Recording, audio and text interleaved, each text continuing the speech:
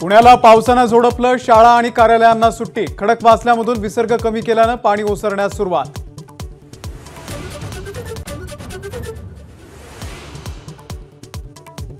सर्व अधिकाऱ्यांनी फील्डवरती उतरा, गरज पडल्यास अडकलेल्यांना एअरलिफ्ट करा। पुण्यातल्या पूर परिस्थितीवरती मुख्यमंत्री एकनाथ शिंदेंचे आदेश।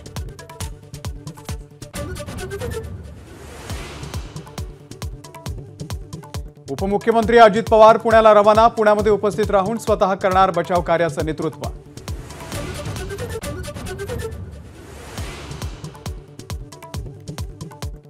पुण्यामध्ये सिंहगड रोडवरील एकता नगरमध्ये कमरेपर्यंत पाणी। जीवनावश्यक वस्तू वाचवण्यासाठी रहिवाशांचा आटापिटा। पूर्वसूचना न देता रात्री पाणी सोडल्यानं संताप।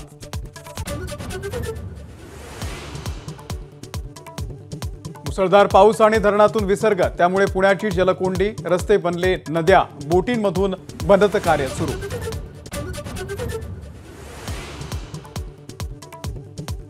लवासामध्ये 3 बंगल्यांवरती दरड कोसळली।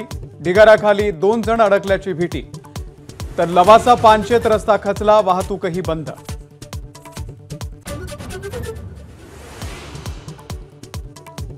पावसामुळे 12वीच्या फेरपरीक्षेला पोहोचू न शकणाऱ्यांची पुन्हा परीक्षा होणार।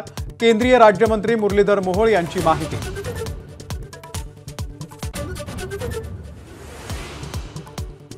मुंबई शहर आणि उपनगरामध्ये जोरदार पाऊस। ठाणे, कल्याण, डोंबिवली, नवी मुंबईतही मुसळधार।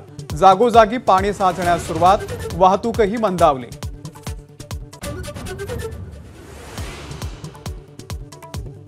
मुंबईला पाणी पुरवठा करणारे 7 पैकी 4 तलाव तुडुंब। मुंबई, ठाणे, भिवंडीमध्ये 10% पाणी कपात मागे।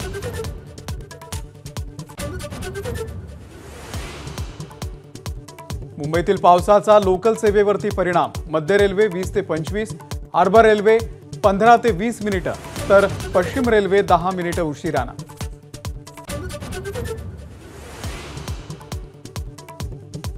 कोल्हापूरमध्ये पंचगंगा नदीनं धोक्याची पातळी गाठली। 81 बंधारे पाण्याखाली। कोल्हापूर रत्नागिरी मार्ग वाहतुकीसाठी बंद।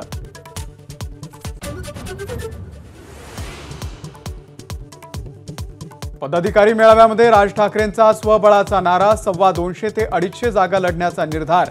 काहीही करून मनसैनिकांना सत्तेत बसवण्याचा निश्चय।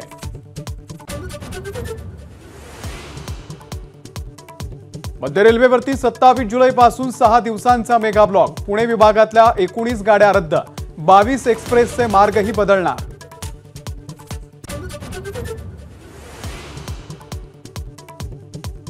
ज्येष्ठ मराठी साहित्यिक फादर फ्रान्सिस दिब्रेटो यांचं निधन। दीर्घ आजारानं वयाच्या 82व्या वर्षी घेतला अखेरचा श्वास। एबीपी माझा, उघडा डोळे बघा नीट।